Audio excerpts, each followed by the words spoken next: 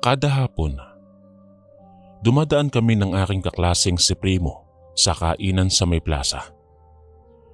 Paborito kasi namin kainin ng dinakdakan, kaya naman hindi nakukumpleto ang araw namin kapag hindi kami nakakakain noon. Nakangiwi akong tinanong ni Primo kung talaga bang gutom na ako. Paano kasi? Sarap na sarap ako sa pagsubo sa nakahaing pagkain sa aming harapan. Mayroong ginisang atay, paksiwat paborito naming dinakdakan. Sa mga hindi nakakaalam, ang dinakdakan ay parang sisig, pero may iba sa ingredients niya kaya siya tinawag na dinakdakan. Bagong karinderya itong napuntahan namin. Hindi naman ito kalayuan sa boarding house na tinitirhan namin. Kaya habang pauwi galing sa universidad, ay kakain na lang. Napalingon ako sa paligid. Halos lahat ng mesa sa paligid namin ay may mga taong abala sa pagkain. Tila sarap na sarap ang mga ito dahil halos ilang beses humingi ng panibagong serve ang mga ito. Binilisan ko ang pagkain para makauwi na kami. Pero ang sabi ni Primo, kumalma lang daw ako at maglalakad-lakad na muna siya. Tumango naman ako tsaka nagpatuloy sa pagkain. Si Primo kasi ay kanina pa natapos at nagpabalot pa ng pagkain pauwi sa boarding house. Ang gusto niya ay maghapunan ulit mamaya doon. Pagkatapos kong kumain, naisip kong mamasyal muna sa likurang bahagi ng kainan. Napansin kong may mini village doon at nakapagtatakang wala man lang tao. Nagpatuloy ako sa pagpasok sa loob at tumingin-tingin sa bawat maliliit na bahay na nadadaanan ko. Nagtaka ako nang mapansing may tila maliit na cabinet sa sulok ng bawat bahay. Kaya naman sinilip ko iyon. Hindi ko maiwasang magtaka nang makitang puro kutsilyo ang naroroon. Sa kabilang maliit na bahay naman, may napansin akong mga bagay na hindi ko masikmura ang amoy. Mamasa-masa at medyo madulas pa ang sahig, pero hindi ko na ito pinansin dahil mas natakot ako nang may pumasok na malaking tao at may dalang iba't ibang klaseng patalim. May hila-hila silang malaking itim na sako at may lamang hindi ko alam kung ano.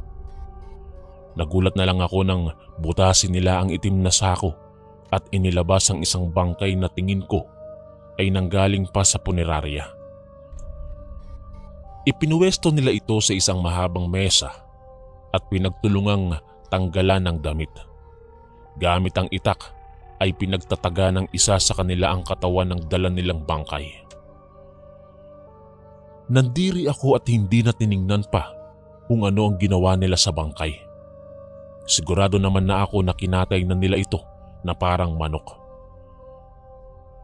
Kahit hindi ako nakatingin, ay naririnig ko ang tunog ng laman na tinatamaan ng kutsilyo. Napatakip ako sa bibig at pinipigilan ng sariling mapasoka. Nakakadiri. Kahindik-hindik ang kahayupang ginagawa ng mga demonyong ito. Napaigtad pa ako nang magtanong ang pinakamatanda sa kanila kung may nagpunta ba sa lugar na iyon. Sariwa pa kasi ang alikabok na nanggaling yata sa sapatos ko. Dumaguntong ang kaba sa aking dibdib nang makita kong tumingin-tingin sila sa buong paligid. Sana naman ay wag nila akong mahuli. Nagulat pa ako nang marinig ang pagtunog ng aking cellphone. Mukhang may tumatawag. Gigil na inoff ko yun, tsaka inilagay sa bulsa. Kapag nahuli ako ay papatayin ko talaga si Primo. Lalapit na sana ang matanda sa pinagtataguan ko nang magsalita ang isang kaidaran ko lang at humihingi ng pasensya. Anya, sa kanya daw ang cellphone na iyon at nakalimutan niya lang na iligpit kanina. Siya daw kasi ang nagtapon ng mga tirang karne sa likod, kaya nailapag niya ang cellphone at nakalimutan ng kuhanin pa. Napahingal ako at napatingin sa likuran. May mesa nga doon at may nakalagay na cellphone. Akala yata nila ay sa kanila ang cellphone na tumutunog. Nanghina pa ako nang marinig na bilisan na raw nila ang pagtatadtad at kakailanganin na ang mga iyon sa dinakdakan. Lalaki ako pero gusto kong mawalan ng ulirat sa sobrang pandidiri at panghihilakbot. Tila lahat ng nasa sikmura ko ay gustong magsilabasan lahat. Tigbi-tigbi na ang aking pawis sa matinding pagpipigil sa sarili. Kailan ba aalis ang mga taong ito para makalabas na ako? Hindi nagtagal. May narinig naman akong boses babae na nagtungo sa pinagkakatayan nila at sinabing pakibilisan na raw ang mga sangkap dahil marami na ang naghahanap ng dinakdakan. Kinulang daw sila sa putahe kaya naman kailangan nilang magluto pa ng marami. Nakita ko ang nagkalat na karne sa mesa. Hindi ko alam kung ano ang nangyari at basta na lang itong naging karne ng baboy. Ilang beses kong kinusot ang aking mga mata pero yun talaga ang aking nakikita. Hindi ako maaaring magkamali. Pero paano ito naging karne ng baboy? Hindi na ako nakagalaw pa nang muling pumasok sa loob ang mga kalalakihan at binuhat na ang mga tinarabaho nilang karne ng bangkay. Isa-isa na itong niluto sa nararapat na putahe at ako naman ay tila pinaliliguan na ng pawis. Pakiramdam ko, mawawalan ako ng ulirat sa aking natuklasan. Ang dinakdakan, bangkay pala ng tao ang pangunahing sangkap. Naulinigan ko ang pagkukumahog ng mga kalalakihan at inilagay na sa magkakahiwalay na balde ang mga tinadtad na laman at lamang loob ng kawawang bangkay bago binuhat ang mga iyon at nagsialisan. Isa sa mga binatilyo ang nag-alok na siya na raw ang maglilinis sa nasabing pinagkatayan. Kaya naman naging alerto na ako. Kung kailangan kong hampasin ang kanyang ulo para makaalis ay gagawin ko. Dahil baka mamaya ay ako pa ang katay nila at wala na akong magagawa doon. Nagulat pa ang lalaki at akmang sisigaw nang sumilip ako mula sa kanyang kinaroroonan.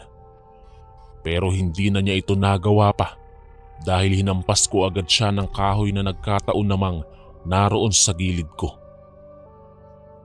Bumagsak ng walang malay ang lalaki at nagmamadali na ako sa paglabas. Para hindi ako mahuli, napagpasyahan kong sa kabilang labasan naman dumaan. Walang ingay akong naglakad at sinikap na hindi matapakan ng putik na nagkalat para wag mag-iwan ng bakas. Wala akong pinagsabihan tungkol sa nakita ko dahil hindi ako sigurado kung namamalikmata lang ba ako o hindi. Ang alam ko lang, hindi maganda ang operasyon ng mga tao sa karinderyang yon na naghahain ng dinakdakan. Maski kay Primo ay hindi ko ikinuwento ang bagay na yon sa takot na baka mapahamak kami. Hindi na basta kung anong bagay lang ang natuklasan ko at posible akong habulin ng mga aswang kung sakali mang malaman nilang pinakalat ko ang kanilang sekreto. Nakita pa naman ako ng binatilyong hinampas ko ng 2x2 sa ulo at malamang pinaghahanap na ako sa nasabing lugar. Si Primo ay nagtataka kung bakit sinasadya kong lumihis ng daan tuwing uwian. Marami naman kasing shortcut pauwi sa boarding house. Medyo natatakot lang ako sa isiping aabangan nila ako sa kalsada tsaka kakatayin kagaya ng ginawa niya doon sa kawawang bangkay. Mabuti na lang, napakalma ko na ang aking sarili at kinalimutan na ang bagay na yon. Ngunit isang araw, umuwi si Primo na may dalang ulam. Pilit niyang makipagsalo sa akin. Gusto kong sumuka at matakot kung ano ba ang posible niyang ipapakain sa akin. Kaya napangiwi ako nang makitang inihahain na naman niya ang dinakdakan. Walang sabi-sabing sumandok siya sa kutsara at isinubo. Para bang tinatakam pa niya ako pero hindi ko talaga kayang patulan ang gusto niyang gawin. Ayaw ko talagang kainin ng pagkaing inaalok niya. Alam ko kung ano ang sangkap ng pagkaing inihahalo sa pagkaing iyon, kaya natatakot akong masulyapan man lang kahit na ang kapirasong karne nun. Hindi ko maiwasang manginig habang iniisip kung kaninong bangkay na naman ang niluto ng mga taong nasa karinderya at inihalo sa bawat putahe nila. Naisip ko ang sinabi sa akin ng aking nanay nung bata pa ako. Ang sabi niya, kapag daw may kakaiba sa pagkaing natatanggap ko, ay kaya kong malaman ang tunay nitong itsura kung pipigaan ko lang ng kalamansi. Tumayo ako at tinungo ang ref. Mabuti na lang at marami akong nakitang kalamansi sa loob, kaya kumuha ako noon at sinabi kay Primo na gusto kong pigaan ng kalamansi ang aking pagkain. Nagpasalamat pa ako sa pagbili niya at pinigaan ng katas ng kalamansi ang dinakdakan. Nagulat ako nang mamilog ang mga mata ni Primo nang makita niyang nagbago ang itsura ng pagkain sa loob ng plato ko. Tiningnan ko din ito at gayon na lang ang pagkagulat ko nang makita kong naging karne ito ng tao. Nalaman kong karne ng tao iyon dahil sa tenga na nandoon sa plato ko. Nilalangaw pa ang nasabing pagkain at inuuod, kaya gayon na lang ang aking pagkasindak at halos mahimatay ako sa labis na pandidiri. Nagkatinginan kami ni Primo sabay nagsuka ng nagsuka. Halos hindi ako makahinga sa mga nakita kong nakadidiring bagay sa loob ng plato ko. Hindi nakatapos sa kinakain niya si Primo. Nagbanta siyang magrereklamo pero sinabi ko sa kanya na huwag na. Lalo na't hindi namin kayang kalabanin ng mga aswang. Isa pa ay masyadong delikado. Nag-alala si Primo dahil sa kanyang mga nakain. Maski ako ay naiisip din iyon dahil nakakain din ako nito at maaaring maging aswang din kami. Nag-isip kami ng mabuti ni Primo kung ano ang dapat naming gawin. Napagpasyahan naming sumangguni sa isang albularyo. Ngunit wala namang albularyo doon sa lugar namin. Kung kaya't napagpasyahan naming lumuwas sa aming baryo upang doon na magpagamot. Kinabukasan, gulat na gulat ang aking mga magulang sa aking biglaang pagluwas sa aming baryo.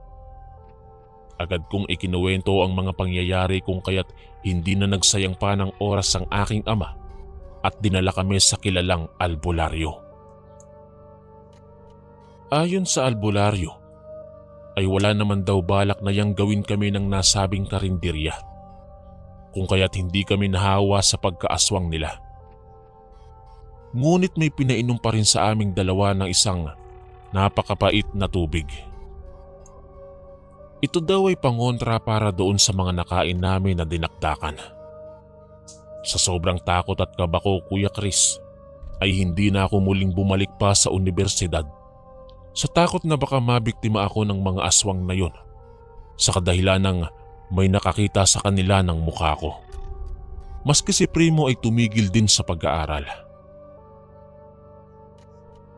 Ngayong 50 anyos na ako, ay wala namang nangyaring masama sa buhay ko. Ngunit hindi ko pa rin talaga malimutan ang karanasang iyon, Kuya Chris, nang minsang ako'y nakakain ng kakaiba ng karne sa dinakdakan. Hanggang dito na lang po ang aking kwento. Maraming salamat po and God bless.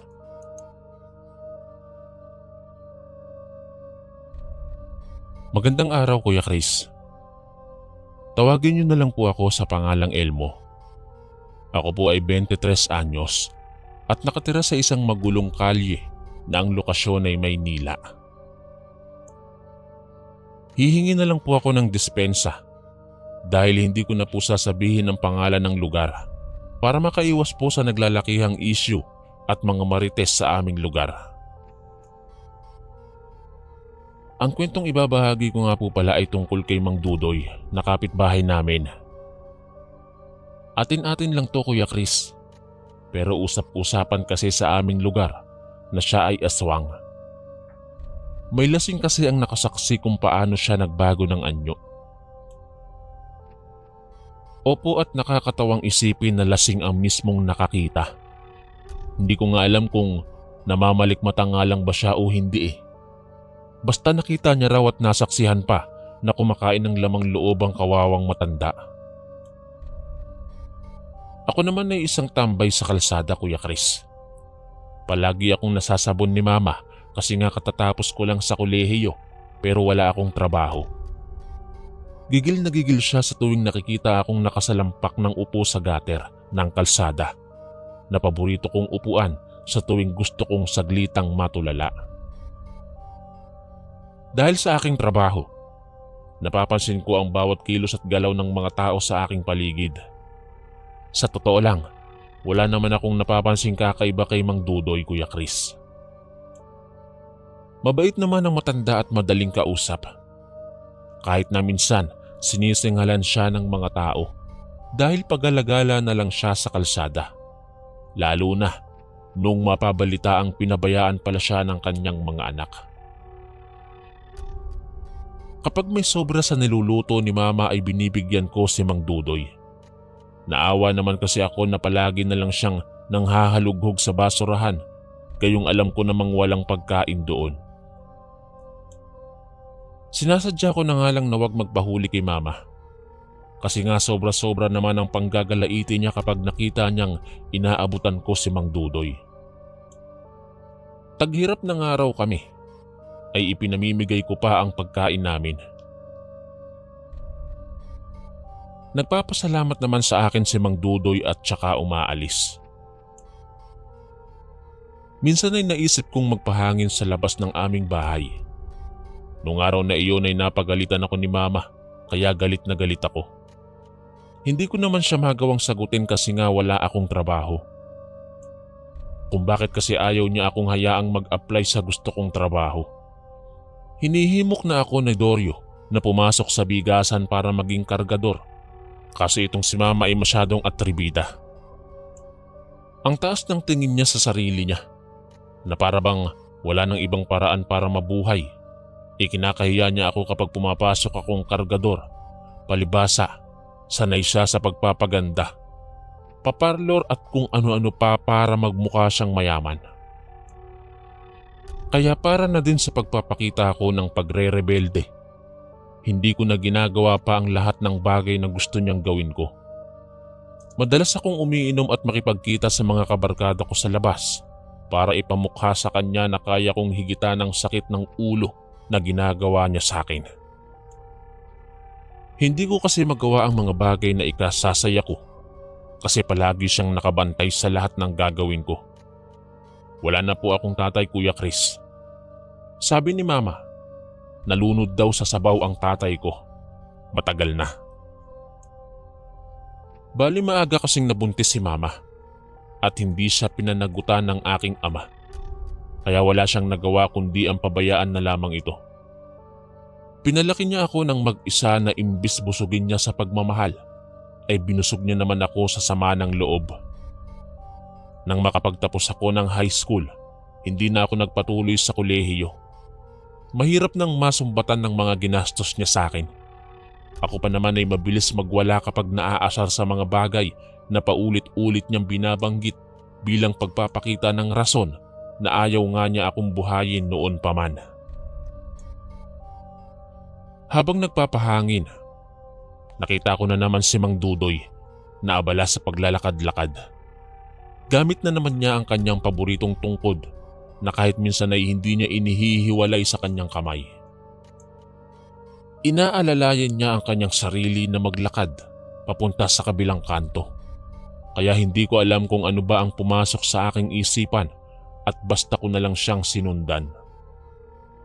Nagulat ako nang makitang binitawan niya ang kanyang hawak na tungkod at matikas na naglakad papunta sa kadiliman.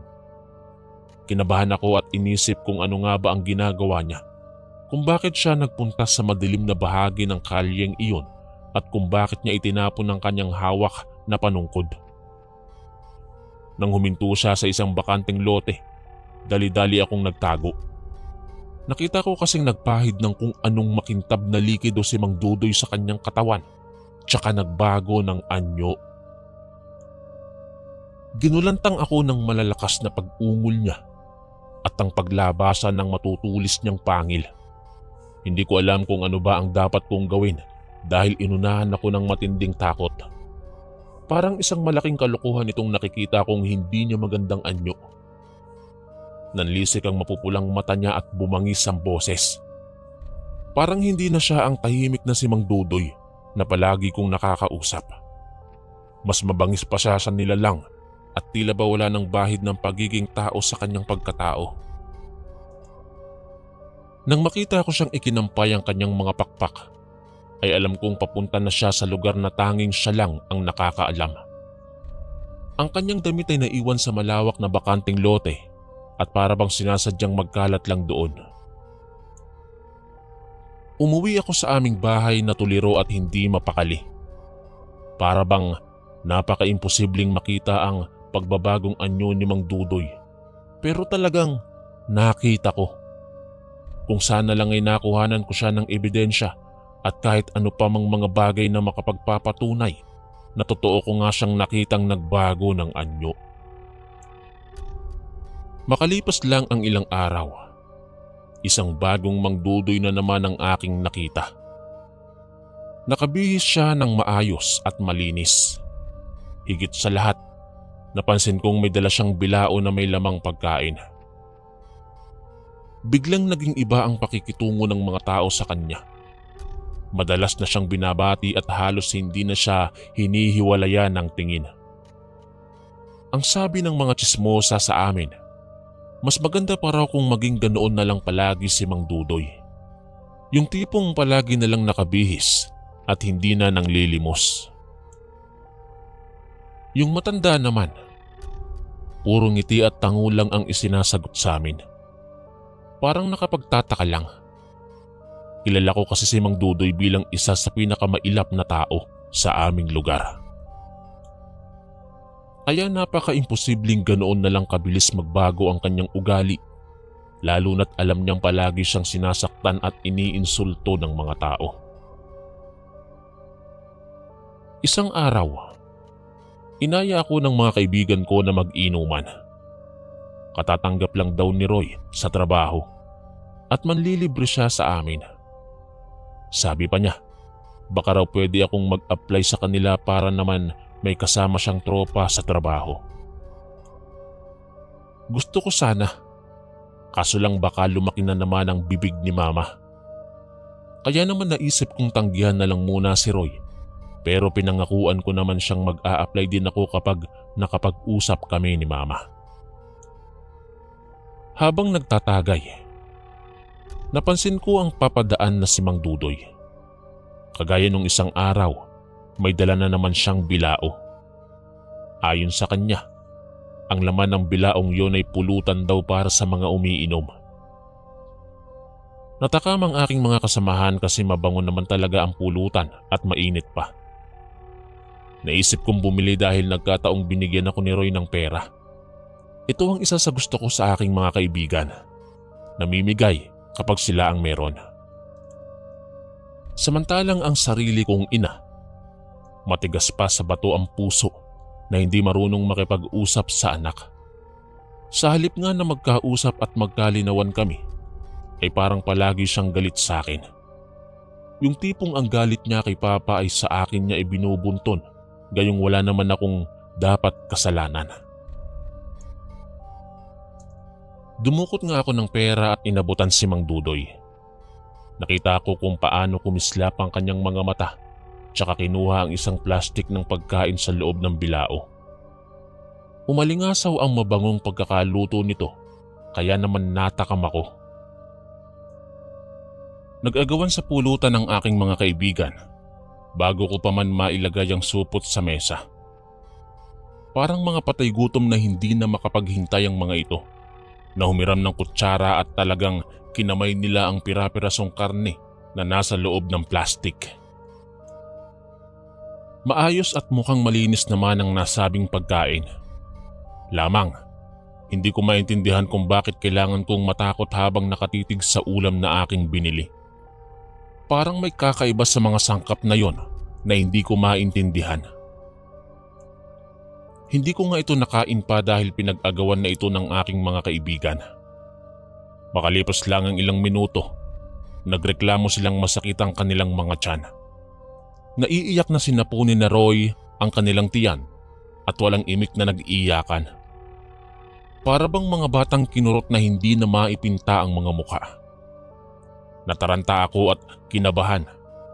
Paano pala kung may laso ng pagkaing ibinebenta ni Mang Dudoy? At ginawa niya lang iyon para makaganti sa mga taong ginagawa siyang katatawanan. Sa dami ng problemang pumapasok sa buhay ko, hindi ko na alam kung dapat ko pa bang problemahin to. Tumayo ako at unang dinaluhan si Roy. Nanginginig na tinanong ko siya kung ano ba ang nararamdaman niya. Ang sabi niya, hindi naman daw siya nahihilo. Para lang siyang nag-ELBM.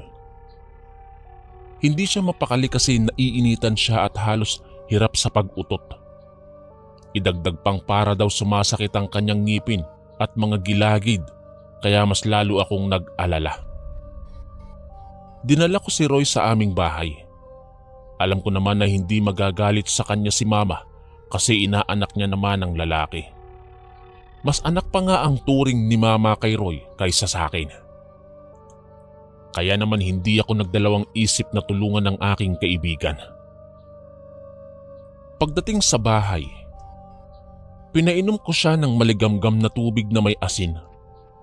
Bigla raw nawala ang sakit ng kanyang ngipin at ang sabi pa ni Roy, parang maglalabasan ng kanyang mga ngipin sa gilagid kanina. Kaya siya nataranta. Tumawa ako at sinabi sa kanyang akala ko mamamatay na siya. Sinuntok ako ni Roy sabay sabing bakit daw ba ako bumili doon sa matanda? Kalat na nga raw ang usap-usapang aswang nga ito. Hindi ako nakasagot pero nagsuhestyon ako sa kanya na magpahinga na muna at magpapahangin lang ako. Lumabas ako sa 10 oras ng gabi at hinayaang mahiga si Roy sa aking kama. Hirap ako sa paglimot sa ginawa ni Mang Dudoy, pero para talaga matuklasan ng ginawa niya ay sinundan ko siya nang makita ko siya ulit sa isang kanto. Naglalakad na naman siya nang wala sa sarili. Hindi ako nagpahalata na susundan ko siya. Basta nanatili ako sa kalsada hanggang sa makarating kami ulit sa bakanting lote. Doon nakita ko na naman siyang nagbago ng anyo. Ikinampay niya ang kanyang pakpak kaya inihanda ko ang aking sarili at sinundan siya saan man siya nagbabalak na lumipad. Nakarating kami sa harapan ng isang morgue. Nagulat nga ako kasi may pasan na siyang malaking katawan ng saging at gumawa ng milagro para makapasok. Nabigla ako nang makita kong namatay ang ilaw sa loob. Partikular na ang mga kwarto kung saan nakalagay ang mga patay na kailangang iimbalsamo. Pumasok siya sa loob at makalipas lang ang ilang saglit ay muling lumabas. Wala na ang katawan ng saging at napalitan ito ng isang katawan ng patay na tao. Sinagilahan ako ng takot nang makita ang kanyang dala. Gusto kong sawayin ang matanda, pero hindi ko man lang magawa dahil inunahan ako ng takot. Nanginginig na napatitig ako kay Mang Dudoy at parang masaya pang naupo sa gilid ng kalsada. Hindi niya man lang inilapag ang hawak niyang patay at basta na lang humagikgik habang inaamoy-amoy ang kanyang nakuhang biktima. Makalipas ang ilang minuto, tumayo si Mang Dudoy at nagpa siya ng umuwi. Gaano man ako kinakabahan ay alam kong masyadong huli na, lalo na't alam kong pwede akong mamatay kapag sinugod nila ako dito. Dinala niya ang bangkay sa kanyang bahay kaya hindi ko siya hinihiwalayan ng tingin. Ilang saglit lang, nakita ko kung paano niya ito kinatay at pinaghihiwa ng maliliit na parte. kaya mas nandiri ako sa aking nasaksihan. Nakita ko kung paanong nilantakan ni Mang Dudoy ang lamang loob ng kawawang bangkay. Kaya hindi ako nakapagtiis at basta ko nalang naisuka ang lahat ng laman ng aking tiyan. Nang mapansin niya yata na may taong nagmamatsyag sa kanya, ay dali-dali akong tumakbo at hindi na tinangkapang bumalik sa kanyang bahay.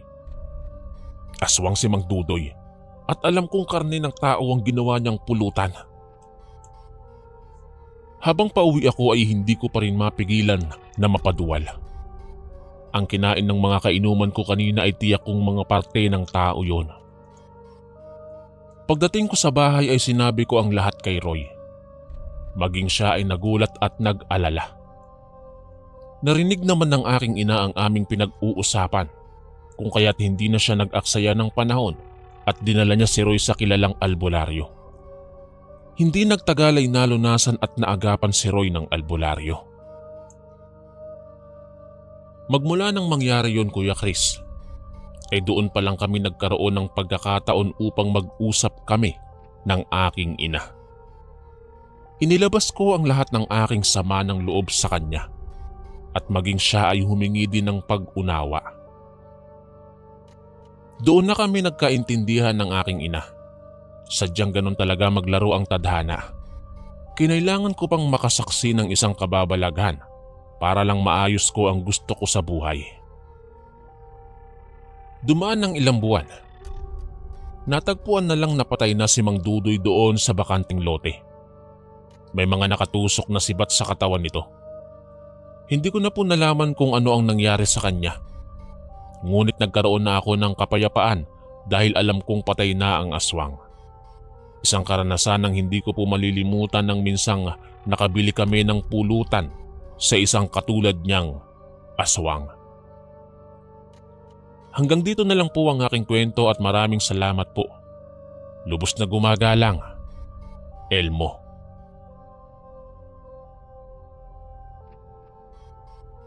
Magandang umaga, Kuya Chris. Tawagin niyo na lang po ako sa pangalang Marie. 28 anyos. Alam ko pong mahirap i-explain itong aking karanasan. Pero gusto ko po sanang ipaalam sa lahat na totoo ang mga aswang at hindi sila basta katang-isip lamang. Gabi yun nang mapagpasyahan namin ng aking mga kaibigan na mag-road trip sa isa sa mga highways ng Cotabato. Nasa kalagitnaan na kami ng isang sangang daan nang bigla na lang magmura ang driver naming si Badong. Anya, nasiraan daw kami ng gulong kaya kailangan palitan muna ito. Kanya-kanyang murahan ng mga tao na kaagad namang pinababa ni Badong para mabilis ang gagawin niyang pagpapalit ng gulong. Buti na lang talaga may reserba kaming dala at mga kagamitang pang-ayos. Kaya hindi ko na kailangan pang maghanap kung saan-saan. Masyado pa namang liblibang nahintuan namin pwesto na walang ibang liwanag kundi ang ilaw na nagmumula sa sasakyan. Naupo ako sa gutter ng highway katabi si Gemma at ang sabi niya, dapat daw kasi hindi na kami tumuloy dahil gabi na. Hindi naman daw masama kung manatili muna kami sa bahay kahit ngayon lang.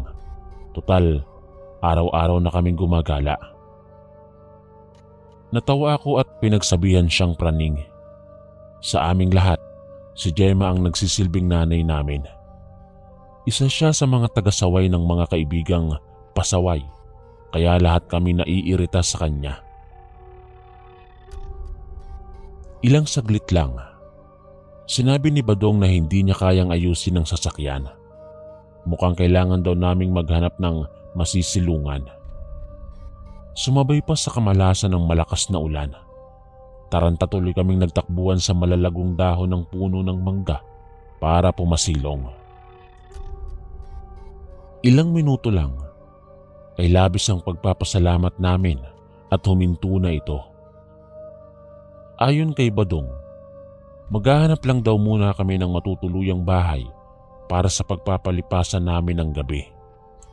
Masyado kasing delikado kung bibiyahe pa kami. tapos sa banyaga pang lugar kami napadpad.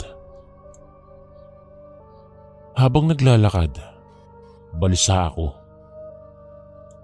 Napansin kong papunta sa gitna ng kagubatan ang daang tinatalunton namin.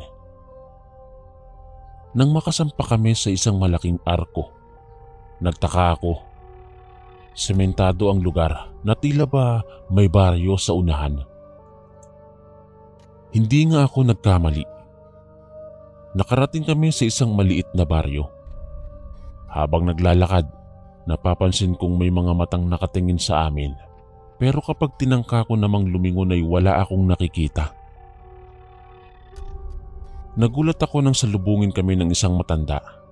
Sabay-sabing taga saan daw kami.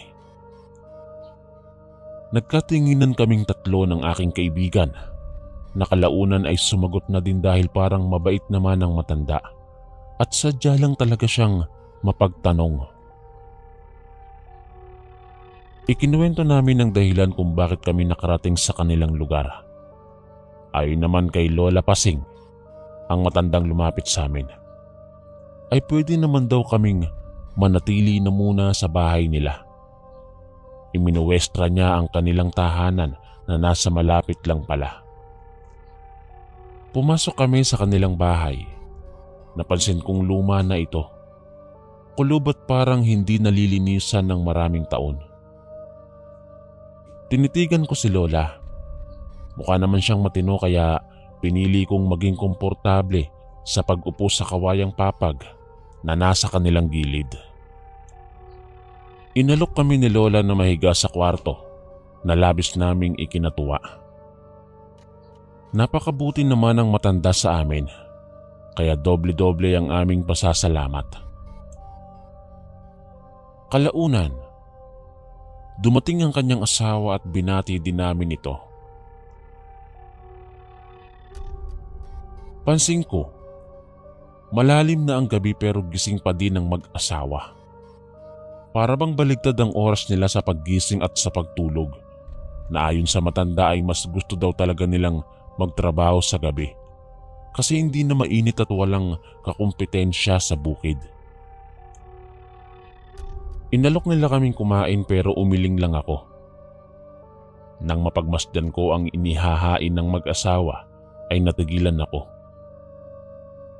Sa totoo lang, ay tila babaligtad ang sikmura ko sa kanilang kinakain. Hindi ko na pinahalata baka kasi ay magalit ang mag-asawa. Samantalang sina Badong at Gemma naman ay walang pakialam at sumabay pa sa matatanda para kumain. Ako naman ay umiling na lang at sinabi sa kanila na busog ako at pinagmasdan ko na lang sila na sarap sa pagkaing inihain. Pagkatapos ay payapang natutulog kami ng aking mga kasama sa kwarto. Ilang beses na akong nagpabaling-baling pero hindi ako mapakali. Hindi ko maiwasang mabahala sa aking naririnig. Para kasing may nauulinigan akong mga taong nag-uusap-usap. At sa pagsilip ko sa bintana ay may mga taong nagkukumpulan sa isang kubo. Nanlaki ang aking ulo nang marinig kong sinabi ni Aling Pasing na marami raw silang mapagpipilian ngayon para gawing putahe. Gayon na lang ang gulat ko nang itinuro ni Aling Pasing ang kwartong tinutulugan namin. Sinubukan kong gisingin sina Badong at Gemma pero malamig na bangkay na ang mga ito. Sinagilahan ako ng takot nang mapagtantong ang bahay pala na tinuluyan namin ay bahay ng mga aswang. Hindi lang yun. Ang aming lugar na napuntahan ay baryo pala mismo ng mga aswang. Kaya gayon na lang ako kung manginig sa labis na takot. Patakbong kinuha ko ang mga gamit ko at dumaan sa likod ng bahay nila. Huminga ako ng malalim at tinakpan ang bibig para hindi marinig ng mga tao nang mapansin kong pumapasok na sila sa aming kwarto. Gusto ko mang umiyak ay wala na akong magagawa dahil alam ko naman na wala na akong pag-asang maisalba pa sina Badong at Gemma, lalo na at patay na ang mga ito sa hindi malamang dahilan. Dahan-dahan akong umalis sa kinaroroonan ko, patakbo sa gubat na dinaanan ko. Madilim at masukal, tanging mga huni ng mga panggabing insekto at kuliglig lang ang maririnig. Mas lalo pa akong kinabahan dahil pasado 2:00 na. Kaya tumingala ako sa bilog na buwan. Nakarinig ako ng mga alulong ng mga aso na parang pinagsasaktan. Nahindik ako sa takot nang may lumundag na kung anong bagay sa aking harapan. Isang nilalang na kasing laki ng tao. Mapupula ang mga mata. Sabog ang buhok. May mga pangil at naglalaway sa pagkatakam. Napasinghap ako nang bigla niya akong hinabol at pinagkakalmot. Sabay balya sa malayo. Napaigik ako nang bumalandra ang aking likod sa bato, pero gumapang ako at nagdesisyong lumaban. Alam kong malalakas na uri ang mga aswang, pero wala na akong ibang mapagpipilian. Humalakhak pa ang aswang na tila ba inaasar ako, pero hindi ako nagpaapekto.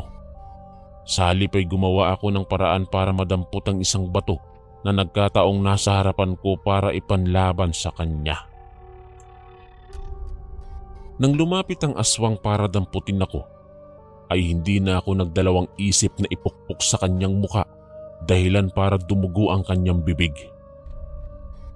Umangil ang aswang at muli na naman akong kinalmot hanggang sa matigil na ang kanyang ginagawa. Huli na nang malaman kong nakapulupot na ang kanyang mahabang dila sa aking katawan.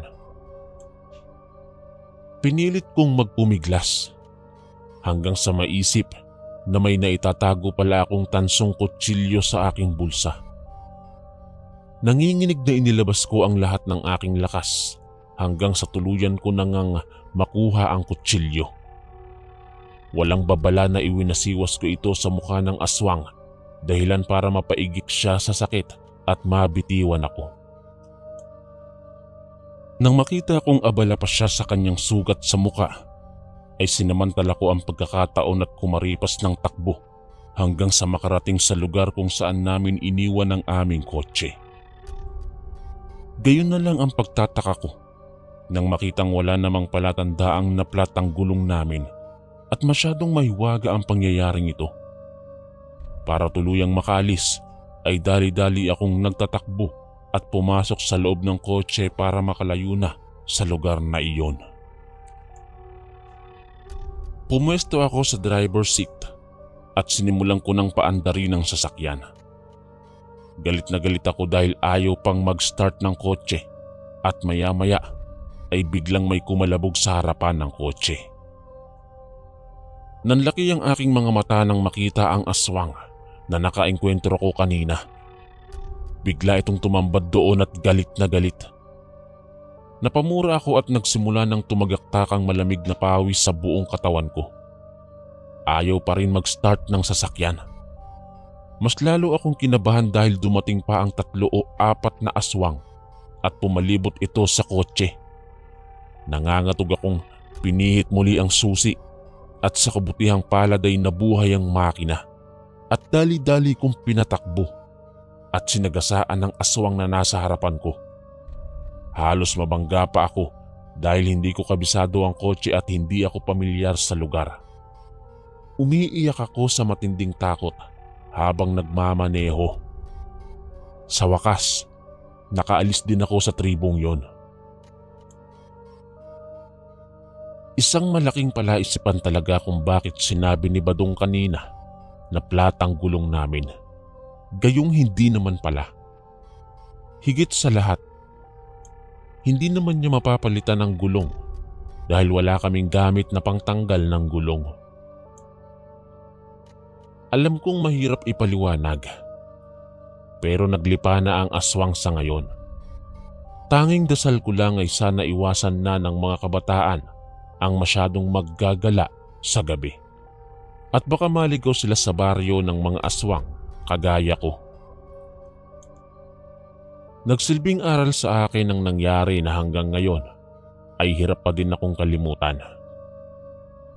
Alam kong pinaghahanap pa ngayon ng mga pulis ang aking mga kaibigan dahil iba naman daw ang paalam ng mga ito sa kanilang mga magulang at alam nilang hindi ako kasama. Iginiit ko sa kanila na magkakasama kami pero ang sabi naman nila na trauma lang daw ako nang muntikan na akong madisgrasya dahil lulong daw ako sa ipinagbabawal na gamot. Galit na galit ako sa aking mga magulang at sinabing hindi ako nagda-drugs pero nagulat ako sa resultang lumabas sa aking drug test. Positive. Medyo maayos na ang buhay ko ngayon, Kuya Chris. Lamang, hindi ko po maintindihan kung bakit palagi ko pa ding napapanaginipan ang misteryosong baryo na iyon na nasa parteng Cotabato lang. Nang minsang sumama ako sa mga pulis sa lugar na narating namin, nagulat ako nang wala ng mga bahay sa lugar na iyon. Ang tanging naiwan ay ang sementong daan na nagpapatunay na dati ay talagang may mga residenteng nakatira sa lugar na naghihintay lang ng mga taong maliligaw para kanilang gawing hapunan. Kung nasaan man sana sina Gemma at Badong ngayon, dasal ko ay mahanap na sila at makamit na ang hustisya na nararapat para sa kanila. Salot ang mga aswang at marapat lang na sunugin dahil wala silang karapatang mabuhay sa mundo kung ganyang manglalamang lang sila ng tao. Hanggang dito na lang po ang aking kwento. Maraming salamat po at mabuhay kayo.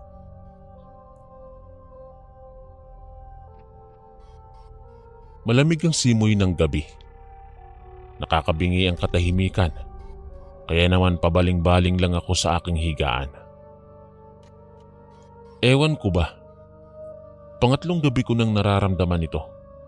Yung tipong balisa ako at hindi mapakali.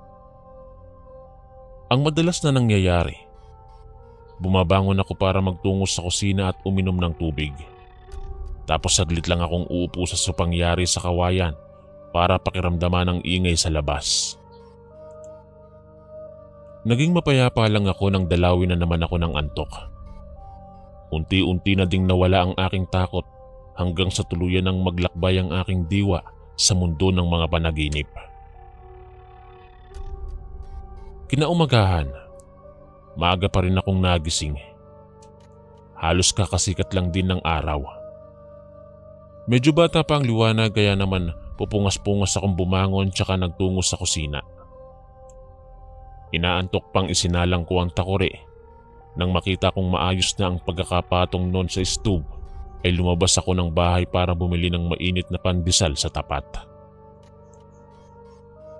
Maraming tao roon nang dumating ako. Halos hindi sila maawat sa pag-uusap.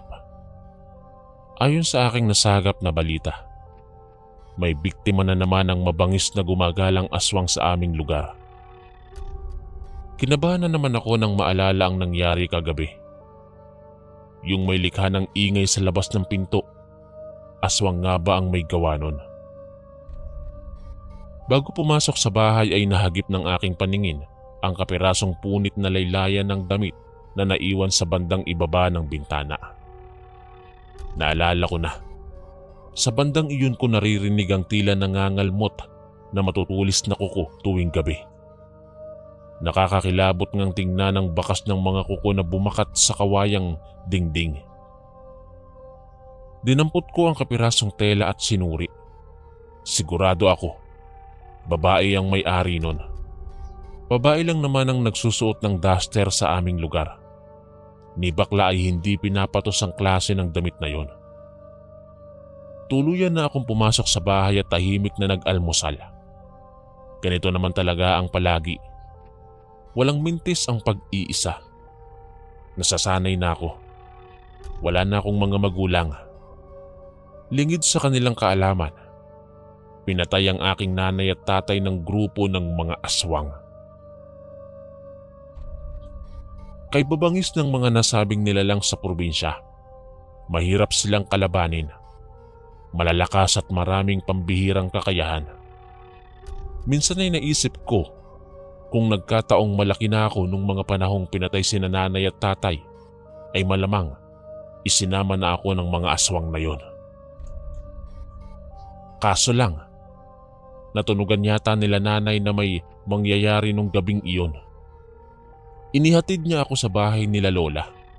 Kaso nga lang, inatake rin si lola sa puso matapos malaman ang nangyari sa aking mga magulang. Dahan-dahan, lumaki akong kakaiba sa lahat. Hindi ako naglalaro o nakikihalubilo sa kahit na sino mang tao. Wala akong kaibigan. At higit sa lahat, mapagmatsyag ako sa buong kapaligiran. Hindi ko na kasi magawang magtiwala sa iba. Nakakatakot traidorin ng mga taong buong akala ko ay nakasuporta sa akin. Ang tatay ko ay isang albularyo. Kaya niyang gamutin ng mga taong inangkin na ng masasamang elemento, mga aswang at mga multo. Pero hindi niya nailigtas ang kanyang sarili laban sa mga aswang. Akala niya kasi, kaibigan niya ang mga ito. Pero nagkamali siya. Nung gabing iyon, sinugod sila ng halos isang batalyong aswang. Pinagtulungan silang dalawa at walang itinira. Hindi ko alam kung bakit parang galit na galit ang mga aswang sa aking mga magulang. Hindi naman sila mga mapang-abusong tao. Gumagamot lang sila ng may sakit. Kaya naman hindi ko rin maiwasang makaramdam ng hinanakit. Kung matapang lang sana ako, baka marahil naipaghiganti ko na sila. Kinagabihan, muli na namang namayani ang takot sa aking dibdib. Hindi ko maiwasang mag-isip ng kung ano-ano dahil alam kong sa ganitong oras gumagala ang mga nakahihindik na nilalang. Naririnig ko na naman ang pamilyar na animoy sinok ng baboy na nasa labas at may kinakalmot na naman. Hinawakan ko ng mariin ang telang natagpuan ko kanina. Ang sabi sa akin ni tatay noon, may alam siyang ritual para sa mga aswang na nananakot tuwing gabi. Basain lang daw ng langis ang anumang gamit na naiwan nito tsaka ipahid sa buong bahay. Aakalain niyang kauri ang may-ari ng bahay na tinatakot niya. Sa ganoong pagkakataon, magpapakita ito. Makikipag-usap at ako naman ang huhusga kung paparusahan ko raw ba ang manlilinlang na aswang o hindi. Ipinikit ko ang aking mga mata tsaka muling dumilat. Ilang gabi na akong ginagambala ng aswang na to kaya naman kailangang tapusin ko na ang paghihirap ko. Kinuha ko ang langis na ibinigay sa akin ni tatay nung gabing pinatay sila. Ipinadala yun ni tatay sa lola ko habang inihahanda ang mga gamit ko. Binasa ko ng langis ang kapirasong tela tsaka ipinahid sa buong bahay. Wala akong nilampasan. Maging kaliit-liit ang sulok ay binasa ko. Naging abala ako sa loob ng ilang minuto hanggang sa mapansin kong kumakalma ang mga pagkalmot. Dahan-dahan akong sumilip sa bintana at nagulat ako sa aking nasaksihan. Yung baboy na nakita kong kumukubkub sa lupa ay dahan-dahang nagbago ng anyo at naging isang matandang babae. Sinagilahan ako ng takot nang makilala ko ito. Si Aling Crescencia. Siya ang napapabalitang pinakamabangis na aswang sa aming lugar. Marami ang may nagnanais na makatuklas sa kanyang tunay na pagkatao. Pero wala namang nagtatangkang lumapit sa kanya dahil lahat ng nakakasalamuha niya ay biglaan na lang nagkakasakit at namamatay. Ang sabi ng iba, may sumpa raw ang pagkaaswang ni Aling Crescencia. Kaya nitong manlinlang at magpanggap bilang isang mabuting tao. Pero sa huli ay siya din palang magtutulak sa isang tao para mapahamak. Duda ko, kaya nagkakasakit ang mga taong nakikipaglapit sa kanya ay dahil inaaswang na niya ito ng paunti-unti. Tinatagan ko ang aking loob at naupo sa sopa. Nagbilang ako ng 1 hanggang 10. Nakakaapat pa lang ako sa pagbibilang ay may kumatok na sa pinto. marahan at tila ba nagpapaawa. Maya-maya lang, narinig ko na ang boses ni Aling Crescencia na tinatawag ang aking pangalan. Pumintig ang ugat ko sa ulo at sumabay ang malakas na kabog ng aking dibdib. Hindi ko alam kung ano nga ba ang aking gagawin. Pero habang naiisip ko na kung palagi akong matatakot, talagang walang mangyayari sa akin. Tumayo ako at dahan-dahang lumapit sa pinto. Marahan ko yung binuksan tsaka sumilip sa labas. Nakita ko si Aling Crescencia at mataman akong tinititigan. Maya-maya pa, bigla siyang humingi ng paumanhin sa akin, kaya nagtaka ako at tinanong kung bakit siya humihingi ng pasensya at kung ano ang sadya niya sa akin sa ganoong oras ng gabi. Anya, napadaan lang daw siya at uuwi na din. Tinanong pa ako kung balak ko raw bang sumama sa lakad niya mamayang hating gabi dahil may sakit raw ang isa sa mga matatandang pinagmamasdan niya sa kabilang bayan. Umiling ako at tinanggihan si Aling Crescencia. Alam ko namang pang-aaswang ang ibig niyang sabihin dahil akala niya aswang ako dahil sa ritual na ginawa ko sa kanya. Ginitian ko na lang siya at sinabihang may sarili akong lakad at wala akong balak na magsama ng kahit sino. Nginitian niya lang ako sabay alis na lang, kaya nagmamadali kong isinara ang pinto. Hindi niya lang alam na halos mamatay ako sa takot dahil sa aking pakikipag-usap sa kanya. Nagulat ako nang makarinig ng ingay ng tila ba pakpak na ikinakampay. Nagmamadali akong sumilip sa labas at nagimbal nang makitang may pinapahid siya sa kanyang buong katawan, si Aling Crescencia. Napasingap ako nang paunti-unti siyang nagbabago ng anyo hanggang sa magpalit anyo siya bilang isang aswang. Pinagpawisan ako ng malamig. Hindi ko lubos akalaing makakakita ako ng aswang sa tunay na buhay. Nanginig ako at pinaglaro ang aking imahinasyon. Marahil kagaya ni Aling Crescencia, ang aswang na bumiktima sa aking mga magulang. Nagsilbi itong babala sa akin na hindi lahat ng aswang ay mapagkakatiwalaan. Minsan, kailangan din natin silang linlangin para layuan nila tayo at katakutan. Siguro'y hindi na niya ako guguluhin, pero hanggang kailan nga ba? Tuwing gabi bago matulog, nagiging abala ako sa paggawa ng ritual na nakagawian ko. Siyempre hindi ako magpapatalo kay Aling Crescencia o sa kahit na sinong aswang na nagbabalak na takutin ako para biktimahin kagaya ng mga ginagawa nila sa iba. Ito na lang ang magagawa ko para maprotektahan ang sarili ko laban sa mga nilalang na likha ng dilim. Mula kasi nang mapagkamalan din akong aswang ni Aling Crescencia dahil sa pinapahid ko sa dingding, bigla siyang nagkasakit at naratay sa kama. Ipinagtanong ko kung saan ito nakatira. Ito na siguro yung pagkakataong hinihintay ko upang maningil at para matahimik na ang kaluluwa ng aking mga magulang. Nung matuntun ko ang bahay ni Aling Crescencia, kumakabog ang dibdib ko. Hindi ko alam kung itutuloy ko ba ang plano ko o hindi. Mas nanaig pa rin ang galit sa puso ko kaysa takot. Marahan akong kumatok sa kawayang pintuan ng bahay nito. Walang sumasagot. Kung kaya't sumilip ako sa siwang at sinilip ko ang nakaratay na matandang babae. Bahagya akong itinulak ang pintuan at napagtanto kong hindi ito nakakandado. Kung kaya't pumasok ako sa bahay nito. Tumambad sa aking harapan ang isang nanghihinang Aling Crescencia. Lumapit ako sa kanya at nagwika. Kilala niyo po ba ako? Naaalala niyo ba ang ginawa ng mga kalahi niyo sa magulang ko? Tumitig lang ito sa akin na parang naguguluhan siya. Nung mga panahong yon, ang tingin ko po ay wala na siyang lakas para makasagot pa. Kitang-kita ako sa mga mata niya na parang umaamin siya, na parang alam niya ang mga tinatanong ko. At dahil doon, ay nagpasya na akong gawin ang nararapat. Dinukot ko mula sa aking bagang isang supot ng asin at kitang-kita ko ang pagkagimbal niya sa hawak-hawak ko.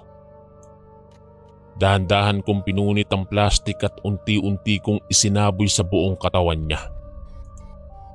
Nanghihina man ito ay nakuha pa nitong mangisay at sumigaw. Ngunit walang boses na lumalabas sa kanyang bibig. Napaatras ako nung nakita ng nagbabago ang balat niya. Tila naaagnas ito at parang nabubulok. Maya-maya, naramdaman kong tumutulo na lang ang luha mula sa aking mga mata. Nabigyan ko na ng katarungan ng aking mga magulang. Patay na ang aswang. Payapa akong lumabas sa bahay nito at nung makalayo ako ay muli akong lumingon at gulat na gulat ako nang makitang lumiliyab na ang bahay ng matandang aswang. Hindi ako ang may gawa nun. Hindi ko alam kung papaano. Sa katunayan niyan, marami ang natuwa ng mamatay ang matanda. Marami din sa baryo namin ang nakakaalam na aswang siya. Ngunit nanatili lang silang tahimik. Magmula po nun, Kuya Chris, payapa na ang aking buhay. Wala nang gumagambala sa akin tuwing sasapit ang gabi. Magpahanggang sa ngayon, ay hindi po talaga ako makapaniwala sa mga pangyayari sa aking buhay. Sa kasalukuyan, mag-isa pa rin ako hanggang ngayon dito sa Bicol at hindi na nag-asawa pa. Hindi ko na rin binalikan pa ang baryong nagbigay sa akin ng pighati at pagdurusa.